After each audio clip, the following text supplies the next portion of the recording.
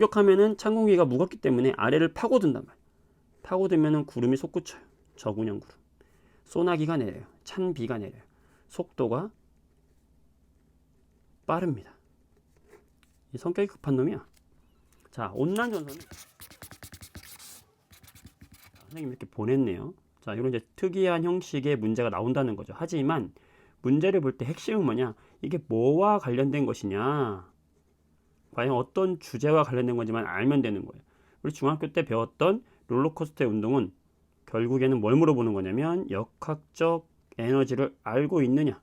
자, 역학적 에너지는 뭐와 뭐의 합이죠? 높이가 있는 위치 에너지와 속력을 가지고 있는 운동 에너지의 합이죠. 요 합은 역학적 에너지는 항상 어떻다? 어디서나 일정하다. 그래서 이 높이가 감소하면 위치 에너지가 감소하겠지만 감소한 높이만큼 속력이 증가하면서 운동 에너지가 어떻게 된다? 증가한다. 그 합은 항상 어떻다? 일정하다. 자, 그럼 롤러코스터가 이렇게 내려오면서 어떻게 되겠어요? 위치 에너지는 감소하고 운동 에너지는 증가하고 대신에 역학적 에너지는 일정하겠죠. 자, 운동 에너지가 증가한다? A 맞는 말이고, 자, 위치 에너지가 감소한다? 맞는 말이 되겠죠. 역학적 에너지 증가한다? 아니죠. 역학적 에너지는 일정하다. 그래서 답은 3번이 됩니다. 빨리빨리 넘어갈게요. 자, 2번. 전압과 전류의 관계다. 자, 이것도 문제는 좀 길어요.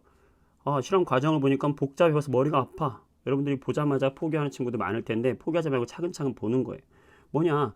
전압이라고 하는 것은 우리가 뭐예요? 전압이라고 하는 건 전기를 밀어주는 힘이다 라고 생각하라고 그랬어요. 전류라고 하는 것은 흐르는 전하의 흐름이다. 어떤 회로도가 있을 때 이렇게 흐르는 전하의 흐름을 우리는 뭐라고 한다? 전류라고 하고, 이때 여기 전원장치에서 팍팍 밀어주는 게 바로 뭐다? 전압이다 라고 생각해 주면 돼요. 자, 그러면 전압이 커지면 생각해 보세요. 전압 값이 커지면 전류는 어떻게 될까요? 밀어주는 힘이 크니까 전류는 어떻게 된다? 커지겠죠. 증가하겠죠. 자, 이거 기본적으로 전압과 전류는 비례한다는 걸 아시고, 그 다음에 실험 과정을 볼게요. 자, 저항값이 100옴짜리인 A를 연결한 거고요. 그 다음에 쭉쭉쭉 대충 보세요. 자, A를 200인 B로 바꿨다 그랬어요. 자, 뭐에 관련된 문제냐? 똑같은 전압을 보내주면서 저항을 바꿔줬네. 어떻게?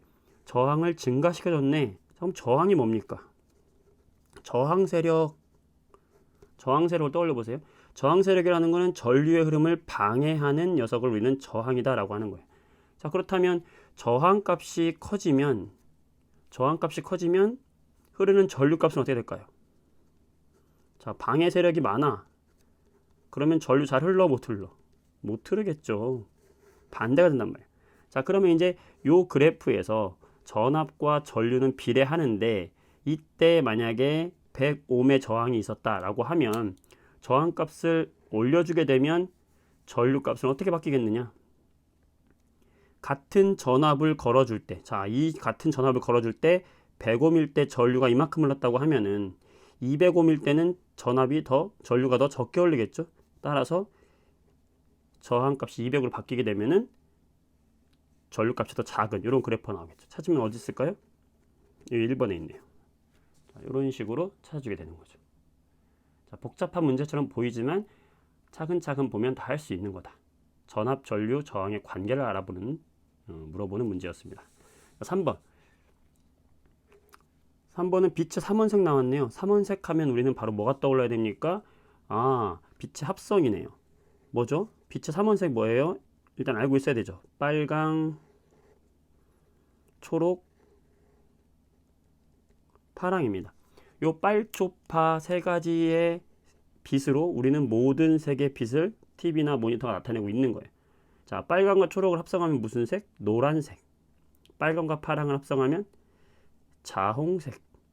초록과 파랑을 합성하면 청록색. 요거를 다 합성하면 흰색이 나오죠.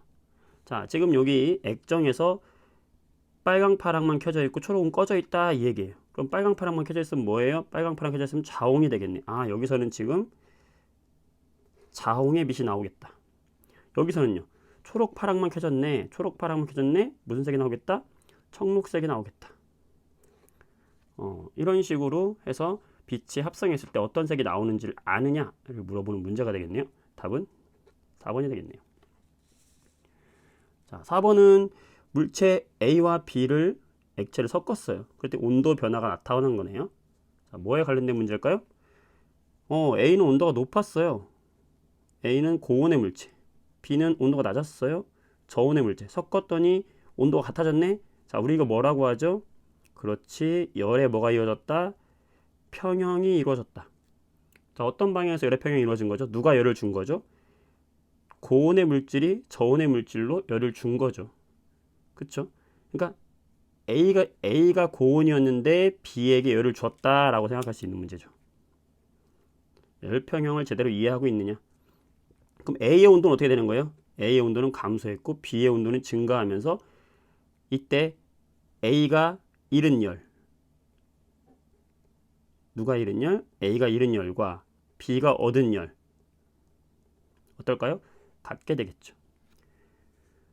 봅시다. 기억, 0부터 T까지의 열은 B에서 A로 이동한다. B에서 A로 이동하는 것이 아니라 A에서 B로 이동하겠죠? 틀렸고. 자, T까지의 B의 입자 운동은 점점 활발해졌다. B의 입자 운동, B는 저온에서 온도가 올라갔네. 온도가 올라가면 입자들의 운동은 활발해지죠. 왜? 이 열 에너지를 받아서 뭘 이용합니까? 분자의 운동으로 바뀌는 거거든요. 따라서 온도가 올라갔다는 것은 운동성이 활발해졌다라고 말할 수 있는 겁니다. 자, T 이후 서로 열평형 상태, 바로 그렇죠. 열평형이 이루어졌다. 그럼 뭐겠어요? T가 4번이 되겠네요. 자, 어떤 식으로 나오는지 좀 그걸 파악을 하라는 얘기입니다. 자, 5번. 중학교 1학년 때 배웠던 우리 용수철 저울과 여러 가지 힘에 대한 내용 중에서 지금 보니까 가는 지금 A라는 물체를 매달았더니 가의 무게가 얼마가 나왔다? 40N이 나왔다. 근데 얘를 물속에 넣었더니 30N으로 생겼다. 자, 이게 어떤 의미죠? 우리가 배웠던 14가지 힘이 나와요. 중력, 탄성력, 마찰력, 부력. 이 4가지 중에 뭘 물어보는 문제죠? 바로 부력을 물어보는 문제입니다. 여러분들이 부력을 많이 헷갈려 하는데, 부력은 액체나 기체에서 어떤 물체를 띄우는 힘을 말하는 거예요. 자, 원래 40이었는데 30밖에 안 나왔다? 이거는 아래에서 위로 띄우는 힘이 얼마다? 10이다 라는 거예요. 10만큼 띄우니까 40에서 10만큼 감소한 30이 나온 거예요. 따라서 부력은 얼마다? 10이다. 부력의 크기는 얼마다? 10이다. 이렇게 찾는 거죠. 네, 간단하게 넘어갈게요. 자, 두 번째 페이지에 6번 문제부터 이어서 해보겠습니다.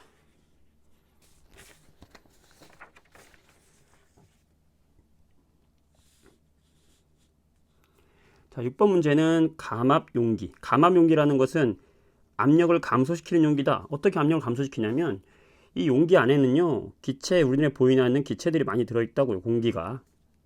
그 공기가 누르는 이 압력 때문에 풍선이 안에서 밖으로 미는, 풍선도 안에 기체가 있을 거 아니에요. 이 풍선이 안에서 밖으로 미는 압력과 밖에서 기체가 풍선을 안으로 미는 압력이 같을 때 크기가 바로 요걸 유지하고 있는 거예요.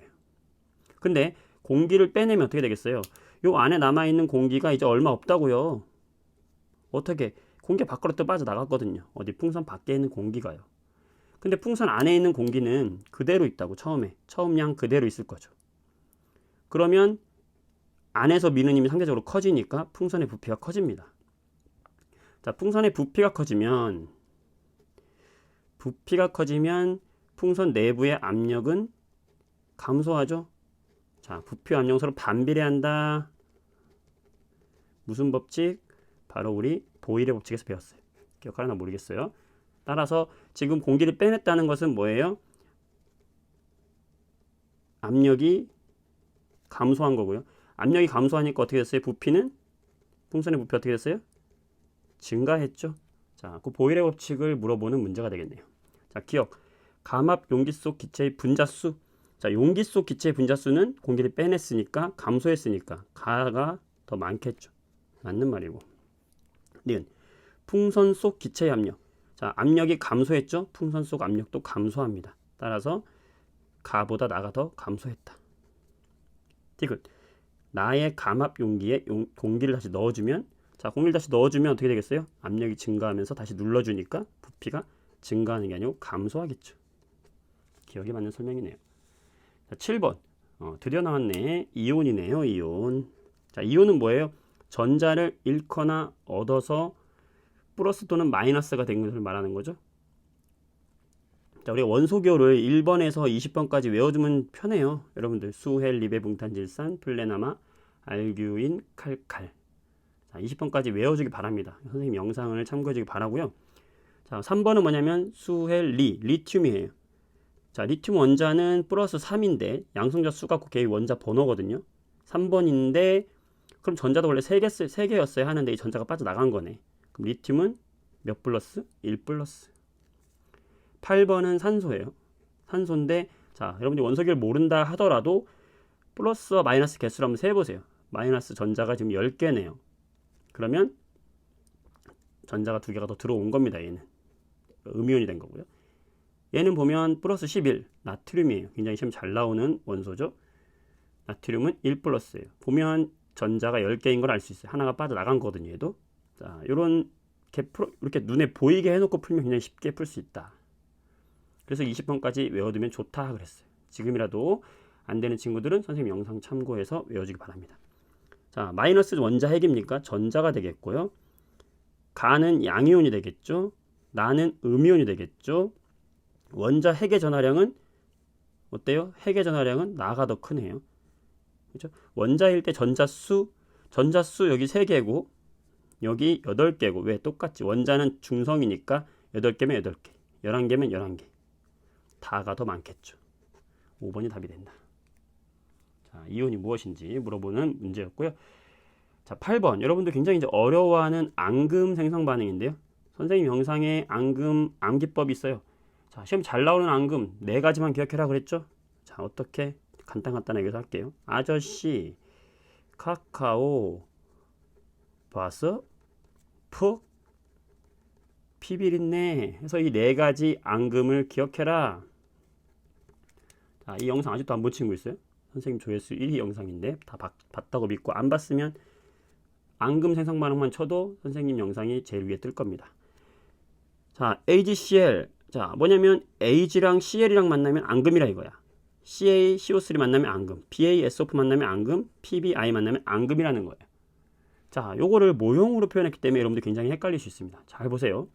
지금 가는 NaCl, 가가 지금 NaCl이라고 알려줬고요. 나는 지금 뭐예요? AgNO3예요. 자, 섞었다. 자, 앙금 뭐 보여요? AgCl 보이네. 바로 요 앙금이 누구다? AgCl 어디 있어요? 아저씨 앙금이잖아. 시험 얘네밖에 안 나온다니까. 자, 그럼 얘는 앙금이야. 그러면 나를 통해서 지금 이 모양이 뭔지를 찾을 수 있어야 됩니다. 어떻게? 나에 있는 요 색칠한 네모 보이죠? 요 네모 3개가 지금 안 보이네. 안 보였다는 얘기는 이 3개가 뭘로 됐다? 앙금이 됐다. 그러면 네모 얘의 정체는 누굴까요? 앙금으로 변한 Ag가 되겠죠. Ag 플러스. 자, 그렇다면 동그라미 3개는 누가 되겠어요? NO3 마이너스가 되겠네. 그럼 동그라미 3개 얘는 NO3 마이너스 반응하지 않고 그대로 3개 남아있네요. 자, 그렇다면 요거 색칠한 네모와 동그라미가 아닌 것 중에 지금 남아있는 게 누굽니까 지금? 세모가 4개 남았네. 이거 없던 거잖아. 그럼 얘가 어디서 왔을까? 별표랑. 바로 이 가에서 왔겠네. 자, 그럼 가에서 이 세모 4개가 그대로 있다는 얘기는 세모하고 별표가 하나인데 세모는 4개, 별표는 하나예요. 그럼 세모 4개는 반응하지 않았다는 거예요. 그럼 이 세모 4개가 누구다? 바로 반응하지 않은 Na 였을 것이다. 그 다음에 별.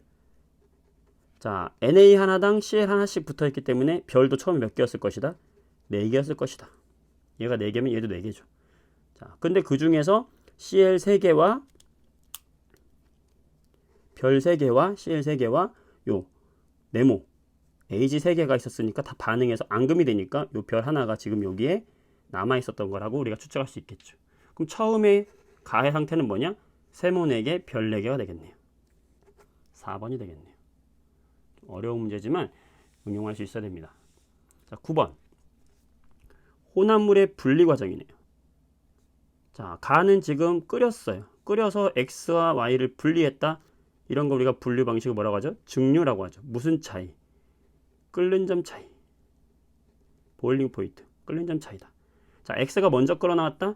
끓는 점이 낮은 애가 먼저 끓어 나온다. 자, 그러면 끓는 점은 x와 y 중에 누가 더 끓는 점이 낮다? x가 끓는 점이 낮다. 자, 요거 뭐예요? 분별 깔때기네요. 분별 깔때기는 어디에 쓰는 거죠? 바로 밀도 차이. 자, 섞이지 않는 두 녀석. y가 밀도가 더 크니까 y를 빼낼 수 있는 거죠. 자, 그러면 밀도가 어떻다? y와 z 중에 밀도가 y가 크다 라고 말할 수 있는 거죠. 자, 기억. 끓는 점은 x가 y보다 높다, x가 낮은 거죠. 나에서 밀도는 y가 더 크다. 맞는 말이고. 디귿. 나에서 혼합물이 분리되는 원리를 이용하여 원유에서 휘발유를 증류할 수 있다. 자, 원유에서 휘발유를 분리하는 거는 원유의 분별 증류죠. 무슨 차이? 역시 끓는 점 차이. 얘는 가의 방식이죠. 따라서 틀렸다. 답은 2번이 되겠다. 자, 10번. 10번은 보면 마그네슘과 산소가 반응하여 산화 마그네슘이 생성되는 이 반응이다. 이 반응에서 질량을 달리하여, 자, 반응물의 질량, 뭘 알아보기 위한 걸까요? Mg, 마그네슘과 산소의 질량의 비를 알아보기 위한 거죠. 그러면 이것은 어떤 법칙을 알아보기 위한 걸까요? 일정 성분비 법칙. 일정 성분비 법칙이 뭡니까? 이렇게 만들어진 화합물 MgO라는 이 화합물은 어떻게 생긴 겁니까? Mg와 O가 결합되어 있는 건데 얘네들은 일정한 질량의 비로 결합하고 있다는 거예요. 뭘 통해서 할 수 있다? 실험을 통해서 할 수 있다. 볼게요. 자, 마그네슘 3g과 산소 3g이 반응했더니 뭔진 모르지만 1g이 남았다. 그럼 둘 중에 하나는 1g이 남은 거죠. 그 다음 7g과 4g은 반응했더니 또 1g이 남았다. 뭔진 모르지만 1g이 남은 거죠. 자, 마그네슘이 3이고 산소가 만약에 2다. 3대 2로 반응한다고 한번 생각해 봅시다. 그러면 산소가 여기서 2만큼 반응하고 산소가 1만큼 남겠죠. 자, 그 다음 얘도 3대 2로 반응한다고 하면은 얘가 이번에는 7, 4니까 얘가 얼마큼 반응하겠어요? 6만큼 반응하겠죠? 그러면 얘가 1만큼 남겠네. 마그네슘이. 그렇죠? 역시 3대 2로 반응하네. 아, 질량비를 3대 2로 하니까 산소가 1g 남고 마그네슘 1g 남네요. 자, 여러분들 산소와 마그네슘과 산소 3대 2의 질량비로 하는 거 요거 기억해 두세요. 이거랑 또 뭐 있어요? CuO. 시험에 잘 나오는 거죠. 이 두 개는 알아두세요. CuO는 몇 대 몇입니까? 4대 1이에요. 뭐가? 질량의 비가. 무슨 법칙이다? 일정 성분비 법칙이다. 얘네들은 이 각각의 성분이 차지하는 뭐가 일정하다? 질량의 비가 일정하다. 자, 기억. A는 1이다. 자, 요 화학식 완성하는 건데요. 자, Mg 마그네슘과 O2 반응해서 MgO가 됐어요. 그러면 산소가 두 개가 있었는데 이게 하나가 있으니까 MgO는 두 개가 만들어져야 되고 두 개의 염지가 되려면 Mg도 두 개야 되죠. 따라서 A는 2가 됩니다. MgO의 성분 원소의 질량비는 3대 2다. 이게 맞는 말이 되는 거고 남은 반응물의 종류는 가와 나에서 같다. 다르죠 지금? 다르다. 답은 2번이 되겠네요.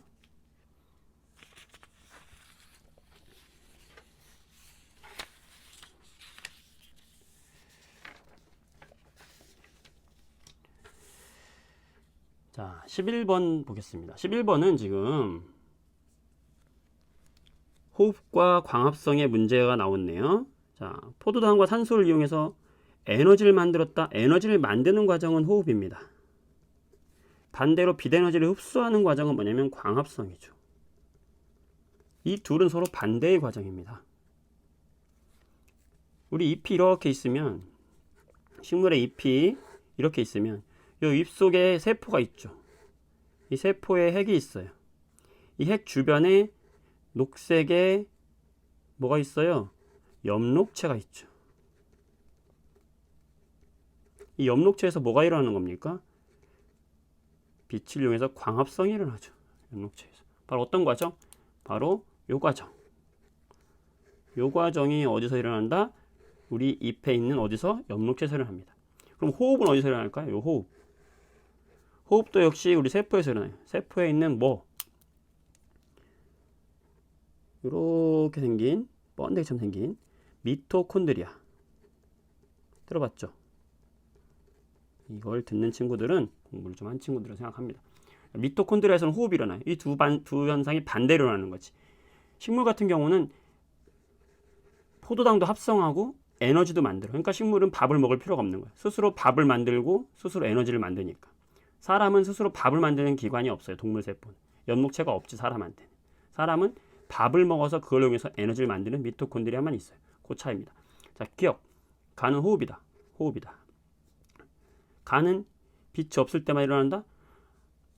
아니죠. 요거는 빛이 있고 없고 상관없이 다 일어납니다. 디귿. 호흡은 항상 하니까요. 엽록체에서 나가 일어난다?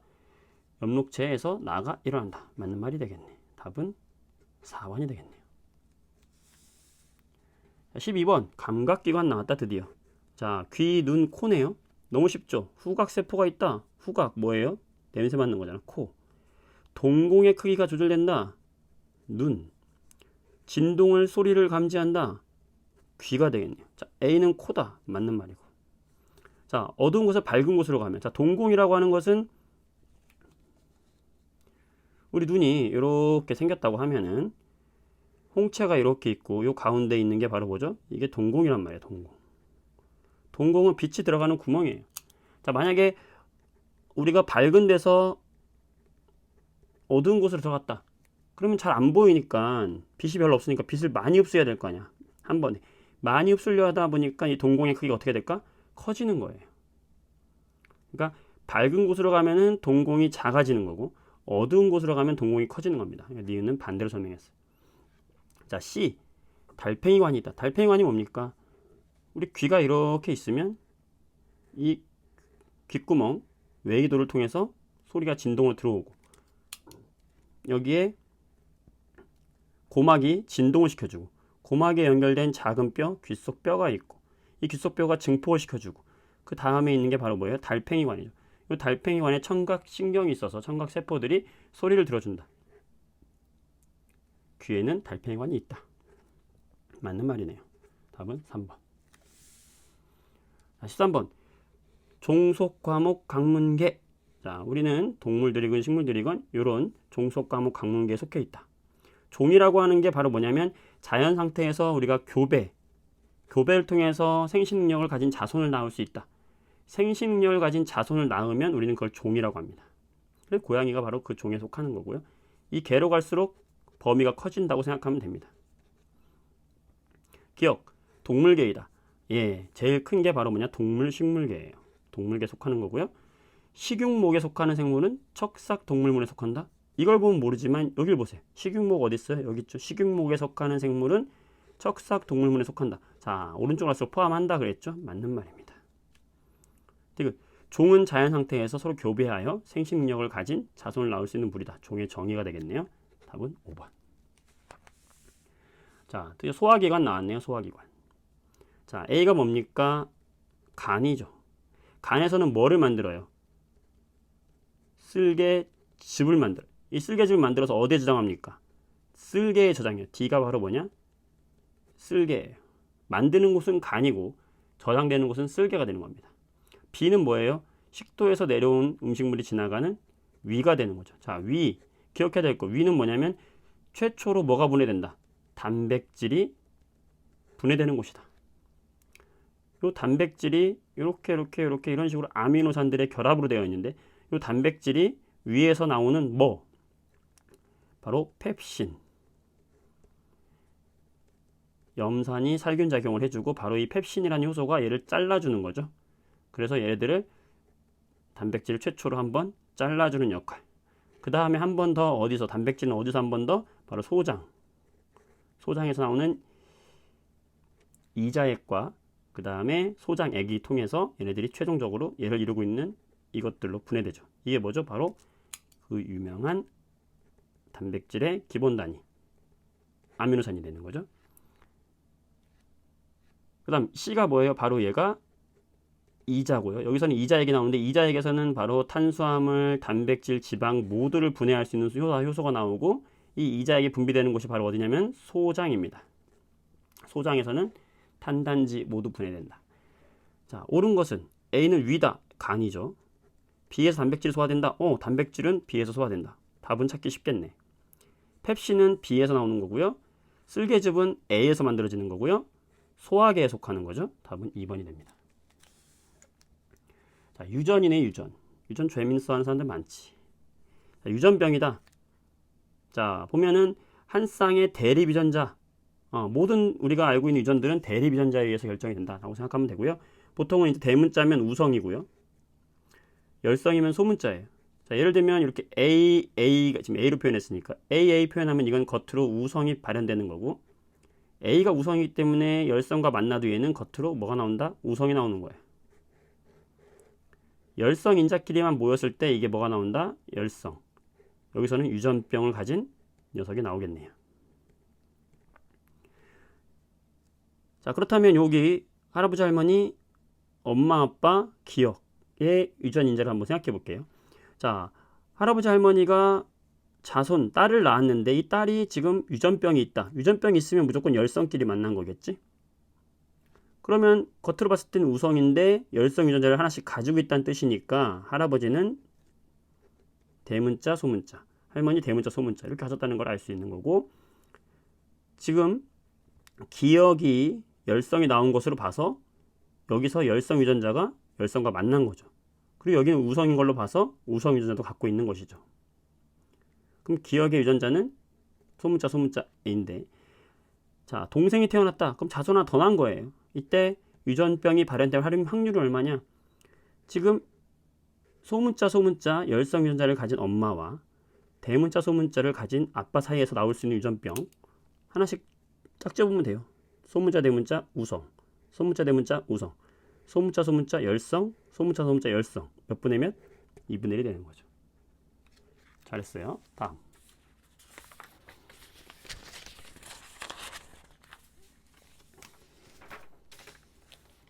자, 거의 다 왔어요. 우리 30분 거의 30분 만에 다 끝낼 수 있겠네요. 자, 16번 암석의 생성 과정이다.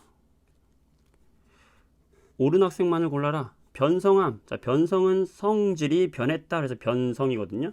성질이 변했다. 뭐에 의해서? 열이나 압력을 받아서. 맞는 말이네요. 화성. 화산에서 마그마에 의해서 생성됐다. 화성. 마그마가 식어서. 맞는 말이네요. 퇴적. 퇴적물이 쌓였다. 맞는 말이네요. 다 맞는 말이다. 17번. 자, 지진과 화산 분포를 경계를 나타냈고 판의 경계를 나타냈다. 잘 보면은 우리가 잘 볼 필요도 없어요. 그냥 외워 암기하면 되죠. 암기가 아니고 우리 평상시 알잖아. 어떻게? 바로 이 판과 판의 경계에서 뭐가 잘 일어난다. 지진과 화산이 잘 일어났더라. 기억. 태평양에서 지진은 중앙부보다 가장자리에서 활발하다. 중앙부보다 가장자리에서 활발한 걸 알 수 있어요. 우리가 이걸 뭐라고 하냐면 지진대라고 얘기하죠. 특히 이걸 뭐라고 하냐면 태평양의 고리, 환태평양, 고리 환자를 써서 환태평양 지진대라고 하죠. 맞는 말입니다. 지진이 발생하는 곳은 항상 화산이 분출한다? 그건 아니에요. 지진만 발생하기도 하고 이렇게 약하게 탁탁탁탁 지층이 끊어질 때 지진이 발생하고 화산이 분출 안 할 수도 있어요. 디귿. 지진대는 대체로 판의 경계와 일치하죠. 그걸 알아보기 위한 그림이니까 답은 3번.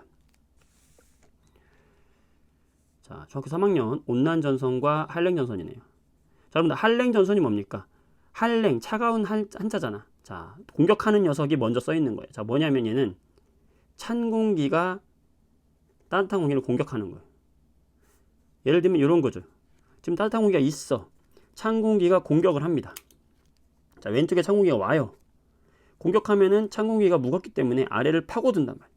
파고들면은 구름이 솟구쳐요. 저군형 구름. 소나기가 내려요. 찬 비가 내려요. 속도가 빠릅니다. 이 성격이 급한 놈이야. 자, 온난전선은 한랭전선과 다르게 온난, 누가? 따뜻한 놈이 공격하는 거예요. 공격한다기보단 찬 공기를 타고 올라가는 거죠. 온순해 얘는. 자, 타고 올라가다 보니까 어떻게 돼요?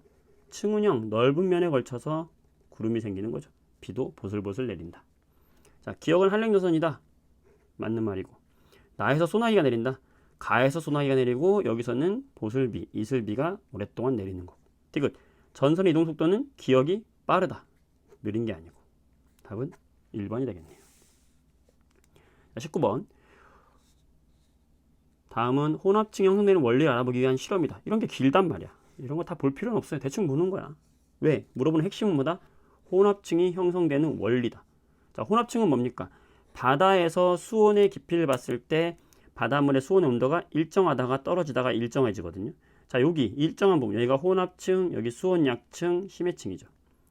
여기가 왜 혼합층이 되죠? 온도가 일정하죠? 바람에 의해서 혼합되기 때문에 혼합층이야. 바다 위에 바람이 많이 불어. 바람이 부니까 섞여. 온도가 일정한 거죠. 자, 그 실험 알아보기 위해서 어떻게? 선풍기를 트는 거야. 자, 선풍기 안 틀었을 때는 가처럼 쭉. 틀었더니 나처럼 쭉. 자, 이게 뭐야? 바람의 영향을 알아본 거다. 기억. 가열장치는 태양에 해당한다. 태양열이 가까이 있기 때문에 온도가 높은 거죠. 혼합층은 나에서 잘 나타나는 거죠. 잘했고요. 나의 선풍기 바람을 더 강하게 하면 일정한 구간, 이게 뭐야? 혼합층이 더 많이 나오겠지. 맞네. 5번. 자, 마지막 문제네요. 자, 우리나라에서 7일 간격, 보통 이제 7일 간격으로 달이 이렇게 모양이 변하는 위상 변화가 나오죠. 자, 가 같은 오른쪽이 둥근 반달을 우리 뭐라고 하냐면 상현달이라고 하고, 나를 뭐라고 하냐면 보름달, 또는 우리가 이걸 뭐라고 하냐면 보름달이죠. 다는 왼쪽에 둥글다, 하현달, 이렇게 얘기해. 자, 어떻게 보이는지 여러분들 그림으로 간단하게 한번 그려볼까요? 자, 간단하게 한번 표시를 해볼게요, 선생님이. 마지막 문제니까 여유를 가지고 한번 해볼게요. 자, 여기 지구가 이렇게 있다. 그럼 지구 주위를 누가?